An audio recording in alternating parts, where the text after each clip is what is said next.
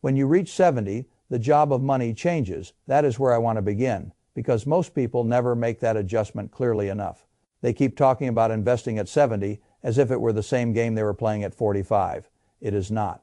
At 45, a mistake can still heal. At 70, a mistake can become permanent. At 45, a crash can be a setback.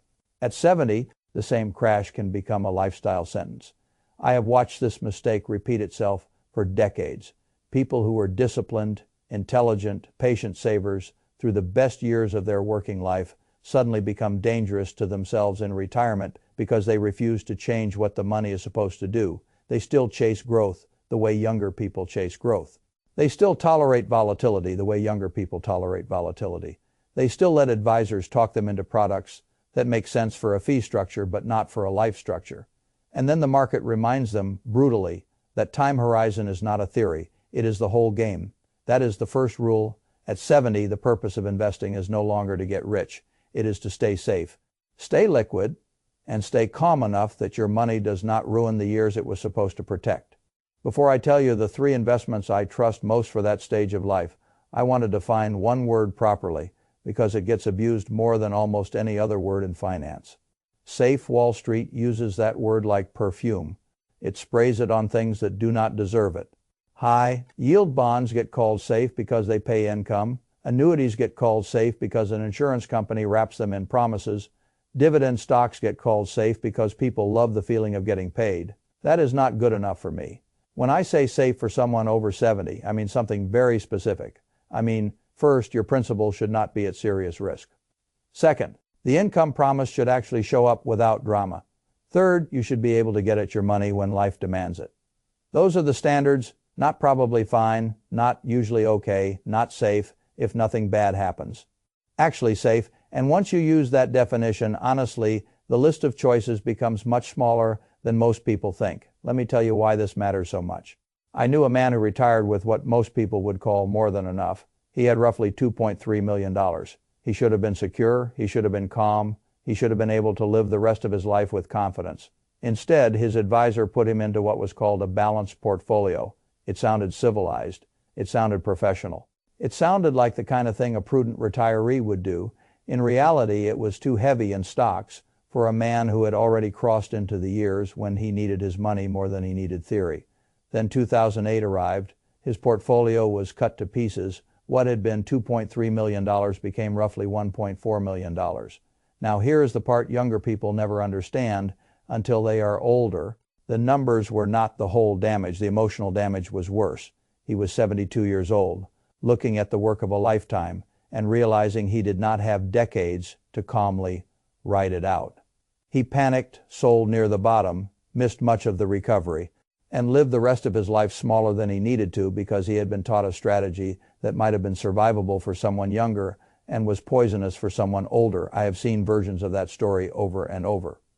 A woman wrote about how she and her husband retired with about $1.8 million and were told that a stock, heavy balanced portfolio was the responsible answer. Then the crisis hit. They lost hundreds of thousands. Her husband, already in retirement, could not emotionally absorb the collapse. He got sick under the weight of it. She believed the financial stress contributed to the decline that took him from her not long after.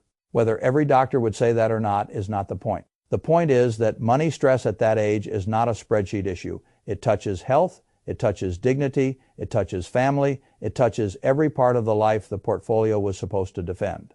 That is the second rule. After 70, the worst investment is not always the one with the lowest return. It is often the one that steals your peace when you no longer have time to earn it back. That is why I despise the way the industry markets complexity to older people. The industry profits from confusion. It profits from unnecessary movement products with hidden trade-offs, surrender charges, embedded fees, and structures that sound sophisticated enough to keep ordinary people from asking the obvious question, will this really protect me when the world gets ugly? Most of the time the answer is no. So let me simplify this in the way I believe it should be simplified. If I were 70 and I wanted true safety, I would begin with short-term United States Treasury securities. Not long bonds, not fancy bond funds reaching for extra yield, short-term treasuries, treasury bills, short treasury notes, the part of the curve where principal stability matters most and duration risk is kept under control. I know people yawn when they hear that. Good boredom is underrated. When you buy a short-term treasury, you are lending directly to the United States government for a brief period of time. Whatever you think about Washington, whatever your frustrations with spending, politics, nonsense, and debt, the U.S. government still has two powers that matter here more than any commentary ever will. It can tax, and it can print dollars. That means a short-term treasury is about as close to certainty as the financial world offers. People say, "What about the debt?" I understand the question. The national debt is huge, but that is not the question that matters for short-term treasuries. The question is not whether the government can create enough dollars to repay dollar-denominated obligations. It can. The true concern with government debt is purchasing power over long periods, not open default over the next few months or years. That is why maturity matters so much long.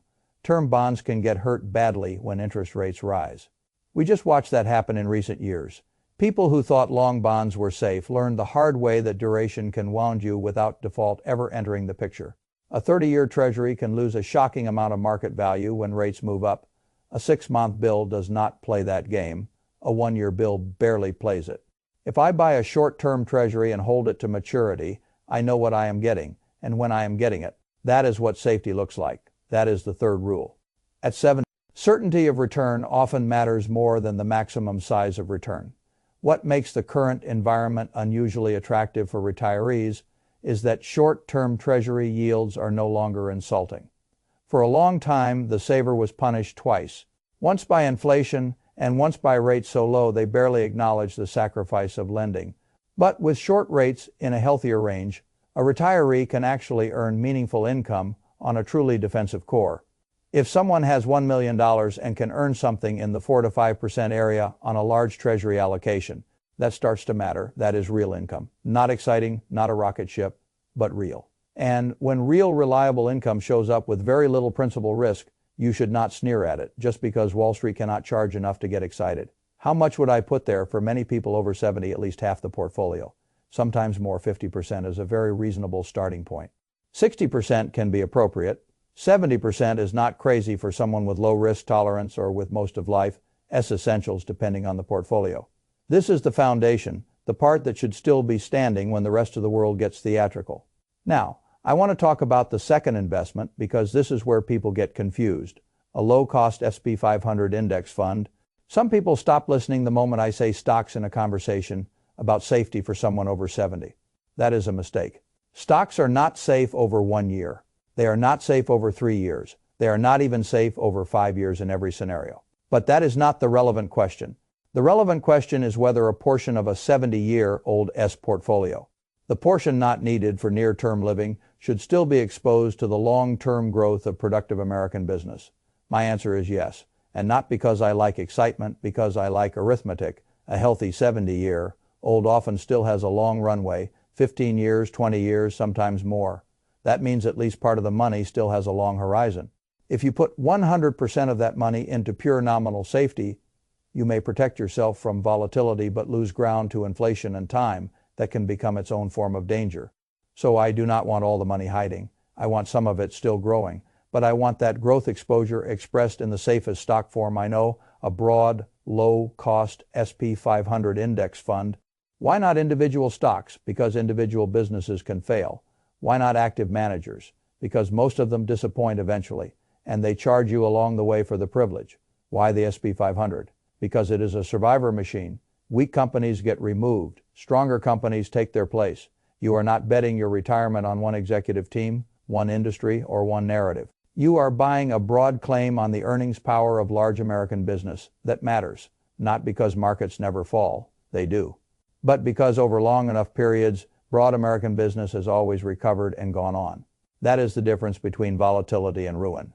Volatility is tolerable if your time horizon matches the asset and if you do not need to sell. Ruin is what happens when you are forced into bad decisions at bad times. So if I were 70, I would still want 20 to 30% in a very low-cost S&P 500 fund. Not because I need to get rich from it, because I need some of my money to keep growing while I age. That slice is the inflation fighter, the long-term compounding engine, the part of the portfolio with some real horsepower left. Now, there is a condition attached to this, and it is not small temperament.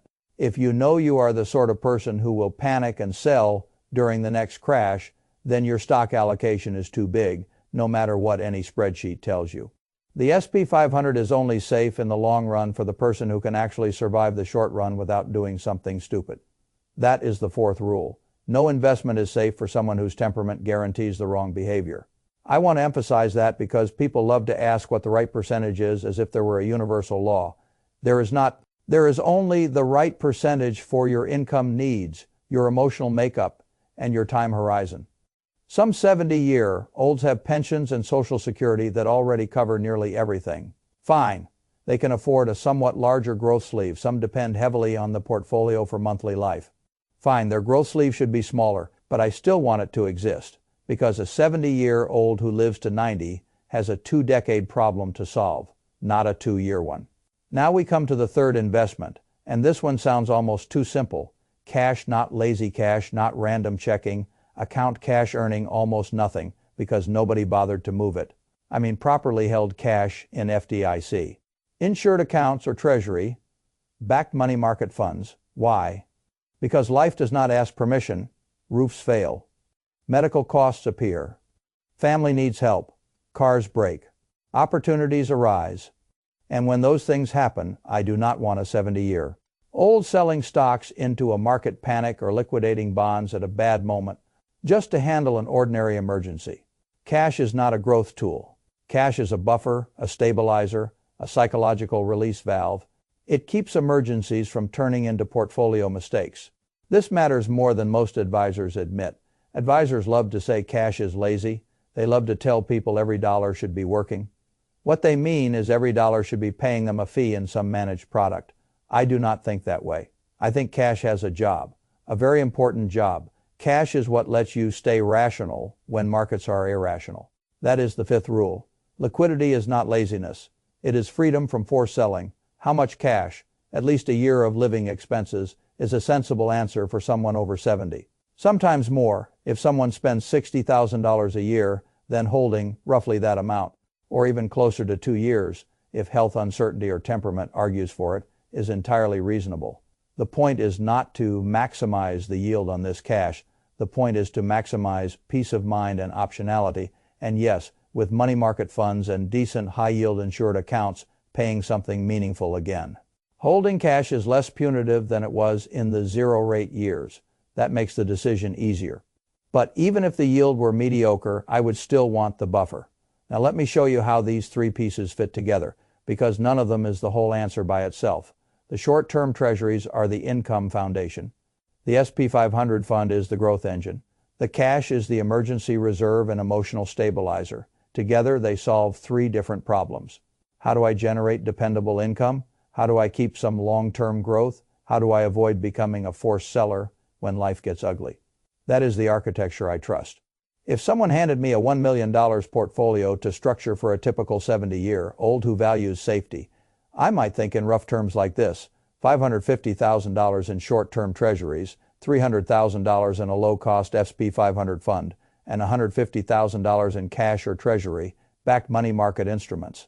Not because that exact split is divine, because it reflects the principle. Majority in real safety, meaningful but controlled exposure to long-term growth. Ample liquidity. That is what late-life investing should feel like.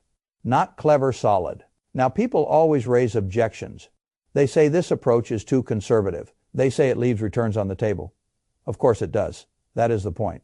A 70-year-old should be leaving some returns on the table in exchange for not blowing up the life they have left. People say cash loses to inflation. Yes, in strict long-term arithmetic it can. That is why cash is not the whole portfolio. It is the buffer, not the engine. People say the S&P 500 can crash. Yes, that is why it is the minority slice, and why you hold it only if you have the temperament and the runway to do so. People say Treasuries can lose purchasing power if inflation rises. Yes, but short-term Treasuries reset much faster than long bonds do.